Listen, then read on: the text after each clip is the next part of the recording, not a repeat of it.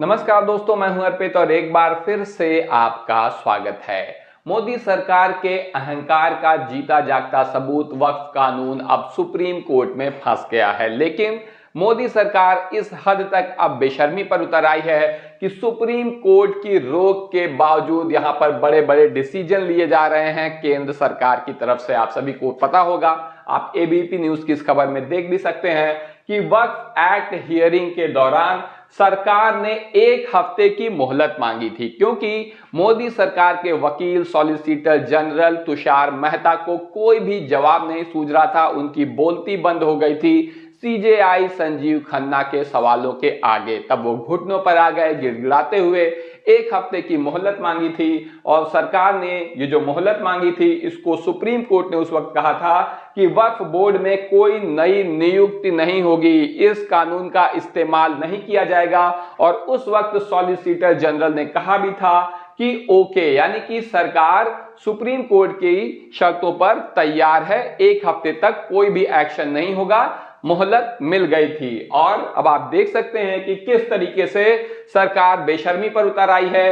वक्फ कानून पर फैसला, 3000 करोड़ की संपत्ति, बड़ा एक्शन। 3000 करोड़ की संपत्ति पर वक्फ कानून के तहत बड़ा एक्शन लिया गया है सरकार की तरफ से। और ऐसा पहली बार हो रहा है इस देश में कि केंद्र सरकार सुप्रीम कोर्ट के आदेश को मानने को तैयार ही नहीं है, जिसने एक हफ्ते के लिए इस कानून पर रोक लगाई थी। आप देख सकते हैं एनडीटीवी की खबर, वक्फ कानून पर सुप्रीम कोर्ट का केंद्र सरकार को नोटिस। और सरकार के इन कामों की वजह से सुप्रीम कोर्ट ने नोटिस भेजा है केंद्र सरकार को।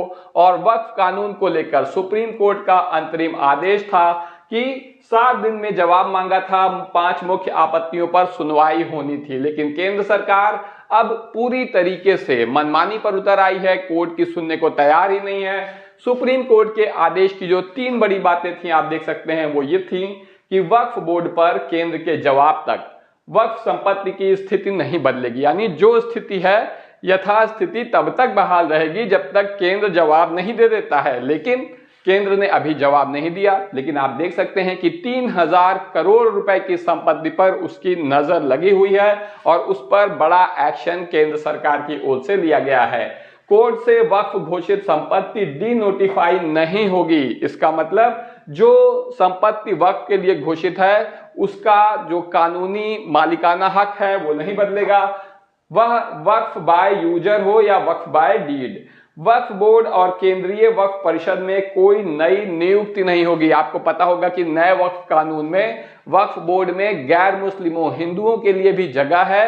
और इस मामले पर भी सीजेआई खन्ना ने आपत्ति उठाई थी और पूछा था कि क्या तिरुपति माला मंदिर हिंदू मंदिरों से जुड़े बोर्ड में गैर हिंदुओं को शामिल किया जाएगा, मुस्लिमों को शामिल किया जाएगा। और इसी बात पर देखिए कहा गया है कि वक्फ बोर्ड और केंद्रीय वक्फ परिषद में कोई नई नियुक्ति नहीं होगी, नए लोग इस नए कानून के तहत नियुक्त नहीं किए जाएंगे। और इन सभी शर्तों पर सॉलिसिटर जनरल तुषार मेहता गिड़गिड़ाते हुए सहमत थे, क्योंकि उन्हें किसी भी तरीके से वक्त चाहिए था। वहां पर वो संजीव खन्ना जी के सवालों से बचना चाहते थे।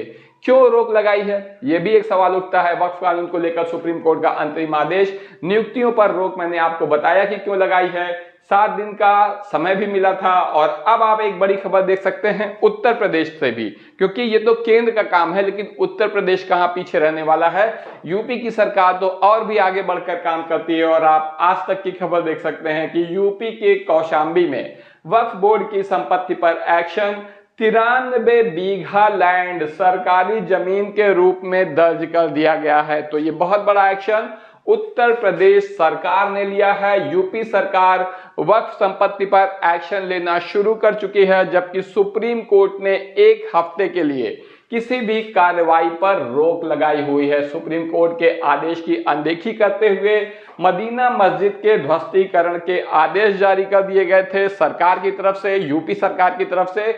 लेकिन अब इस आदेश पर रोक लगी है। आप न्यूज 24 की ये ब्रेकिंग न्यूज देख सकते हैं, बहुत बड़ी खबर आ रही है। और फतेहपुर की मदीना मस्जिद ध्वस्तीकरण पर हाई कोर्ट ने लगाई रोक। सरकार से 15 दिन में इस मामले में जवाब भी मांगा गया है। अब देखिए कि सरकार क्या जवाब देती है। ब्रेकिंग न्यूज में हाई कोर्ट ने सरकार से 15 दिन में मांगा जवाब। तो आप देख सकते हैं कि किस तरीके से सरकार पर, चाहे वो केंद्र सरकार हो या फिर उत्तर प्रदेश की सरकार हो, इस पर सुप्रीम कोर्ट के साथ साथ अब हाई कोर्ट भी सख्त हो चुका है।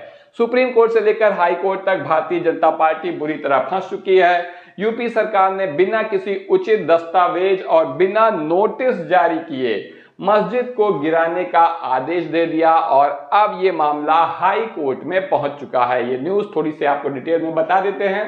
फतेहपुर में, उत्तर प्रदेश के फतेहपुर जिले में मदीना मस्जिद के ध्वस्तीकरण पर इलाहाबाद हाई कोर्ट ने अग्रिम आदेश तक रोक लगा दी है। अब अगली सुनवाई 23 मई को होगी। यह आदेश हाई कोर्ट एकल पीठ के जज मनीष कुमार निगम ने सुन्नी मस्जिद कमेटी के सदर हैदर अली की दायर याचिका पर दी है। शुक्रवार को मामले की सुनवाई करते हुए हाई कोर्ट ने प्रदेश सरकार से 2 सप्ताह में जवाब भी मांगा है। अब सरकार और प्रशासन को इस संबंध में कोर्ट अपना जवाब दाखिल करना होगा। इसके आधार पर अगली सुनवाई हो सकती है। तो अब 15 दिन के अंदर सरकार अपना जवाब दाखिल करने को मजबूर है और यूपी सरकार भी फंस चुकी है। सरकार के पास जवाब देने के लिए सिर्फ 15 दिन का समय है। सुप्रीम कोर्ट में केंद्र सरकार की भी बड़ी हार हुई है। आपको पता है कि वक्फ कानून पर सुप्रीम कोर्ट से सरकार को बहुत बड़ा झटका लगा है, क्योंकि लोकसभा और राज्यसभा में तो सारी गुड़ा गणित करके इस कानून को पास करा लिया गया, इस बिल को पास करा लिया गया और अब एक कानून भी बन चुका है। लेकिन सुप्रीम कोर्ट में मामला फंस गया है। केंद्र को 7 दिन का समय मिला है और हाई कोर्ट में यूपी सरकार भी बुरी तरह से फंस गई है। यहां तक कि अब स्थिति यह है कि भारतीय जनता पार्टी के सांसद तो इस मामले में इस्तीफे की पेशकश भी करने लगे हैं। आप देखिए बड़ी खबर जी न्यूज की। वक्फ एक्ट के लिए जेपीसी के चेयरमैन रहे जगदंबिका पाल क्यों बोले दे दूंगा इस्तीफा। आपको बता दें कि जगदंबिका पाल पहले कभी कांग्रेस के नेता हुआ करते थे। इनका ज्यादातर जीवन वहीं गुजरा है, लेकिन सत्ता की मलाई से दूर रहना कुछ नेताओं के लिए बहुत मुश्किल होता है। जगदंबिका पाल भी उन्हीं में से एक हैं। सुप्रीम कोर्ट का डर है या फिर अब उन्हें हार का एहसास हो गया है इस मामले में, और यही वजह है कि ये इस्तीफा देने की पेशकश करने लगे हैं। न्यूज एजेंसी एएनआई से बातचीत करते हुए जगदंबिका पाल ने कहा, मैंने पहले भी कहा है कि अगर हमारी रिपोर्ट असंवैधानिक है या मजहबी आजादी में दखल करती है तो मैं इस्तीफा दे दूंगा। इसके अलावा उन्होंने अपोजिशन पर हमला किया और कहा कि वह लोगों को यह कहकर गुमराह कर रहे हैं कि यह धार्मिक आजादी के खिलाफ है। उन्होंने कहा कि यह मुस्लिम पसमानदा समाज की मदद करेगा। तो आप देखिए कितनी बड़ी बड़ी बातें कर रहे हैं यहां पर जगदंबिका पाल जी रिपोर्टर के सामने। लेकिन गोदी मीडिया के रिपोर्टर के सामने बोलना और सुप्रीम कोर्ट के जज सीजेआई संजीव खन्ना के सामने बोलना बिल्कुल अलग बात है, क्योंकि जगदंबिका पाल के जो इतने सारे तर्क हैं ये मोदी जी के वकील को नहीं पता है। सॉलिसिटर जनरल तुषार मेहता की बोलती बंद हो गई थी जब अदालत में सीजेआई खन्ना ने उनसे इस कानून से जुड़े सवाल पूछे थे। और अब क्या सुप्रीम कोर्ट अपने आदेश की अवहेलना करने वाली केंद्र सरकार और यूपी सरकार के ऊपर सख्त एक्शन लेगा? इस मामले में आपकी जो भी राय हो कमेंट करके जरूर बताएं। धन्यवाद।